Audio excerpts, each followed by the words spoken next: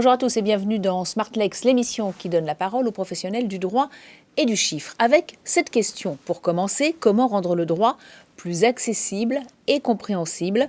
Le legal design est devenu un outil pertinent. On va justement en parler avec mon invitée, Marie Potel-Saville. Bonjour. Vous êtes fondatrice et présidente d'Amourabi. Alors, c'est quoi le legal design ? D'abord, merci pour votre invitation. Alors, le legal design, ça n'est rien d'autre que la mobilisation du design en tant que technique de conception pour rendre le droit, comme vous l'avez très bien dit, plus accessible, plus actionnable et puis plus engageant en tant que gestion des risques finalement. Alors concrètement, ça permet de rendre les documents plus juridiques, plus clairs, plus compréhensibles. Ouais. Une vaste tâche. Oui, alors je vous confirme que c'est très chronophage, que c'est aussi un travail extrêmement technique. Ça requiert en fait beaucoup de techniques juridiques, puisque au sein de l'agence, on est des juristes, d'anciens avocats, comme je le suis moi-même, des designers issus de grandes écoles, mais aussi des experts en neurosciences. Donc tout ce travail se fait de façon pluridisciplinaire, collective, et c'est en effet la conjonction de ces forces qui permet de créer la valeur. Et finalement, cette valeur, elle est dans le fait de rendre chaque utilisateur du droit plus autonome, plus en capacité de faire ses propres choix de manière éclairée.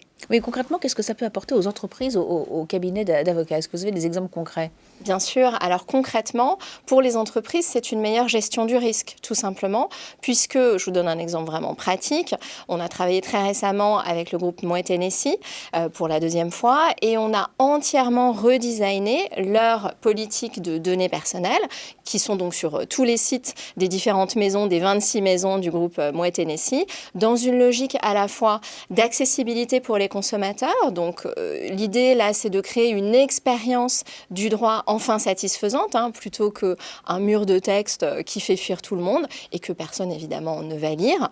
Et c'est une meilleure gestion des risques parce que ça permet un consentement éclairé au sens du RGPD. Donc on allie l'expérience consommateur-utilisateur satisfaisante et la gestion du risque avec le consentement éclairé. Donc ça, c'est juste un exemple côté entreprise. Pour les avocats, nombreux sont ceux qui nous contactent pour rendre surtout leur formation, leur présentation plus compréhensible, y compris pour des spécialistes. Donc on travaille par exemple dans le domaine des données personnelles, mais aussi en anticorruption, anti-blanchiment, anti-financement du terrorisme. Ce sont des domaines arides qui peuvent faire peur et qui ne sont efficaces que s'ils sont pleinement compris par toutes les parties prenantes. Qui dit design dit aussi dessin. Est-ce qu'on peut rendre plus compréhensible les documents juridiques avec des dessins? Est-ce que c'est pas trop simplifié? Alors justement, il faut bien clarifier le fait que le design, étymologiquement, c'est dessin, comme vous l'avez dit, dessin IN, mais également dessin EIN. Et là, en fait, c'est vraiment dans cette double dimension que le design a de la valeur, puisqu'il s'agit non pas juste de dessiner, puisque finalement, l'approche graphique du design, ça n'est que le premier niveau du design, mais il y a aussi le design, évidemment, UX, le design de service, et finalement, quand on dit dessin EIN, la question, c'est quelle est la fonction.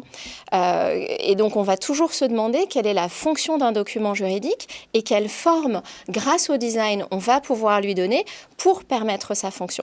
Donc on est très très loin de rajouter simplement des petites icônes, des petits dessins dans un document. On va entièrement le restructurer, ça c'est la première chose. On va complètement restructurer l'information en partant des besoins des utilisateurs.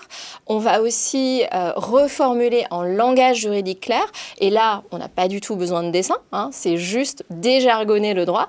Et puis en effet, la cerise sur le gâteau, ça va être un graphisme engageant. Merci beaucoup Marie Potel-Saville d'être venue sur le plateau de l'émission. Merci à vous. Et on poursuit avec une nouvelle interview.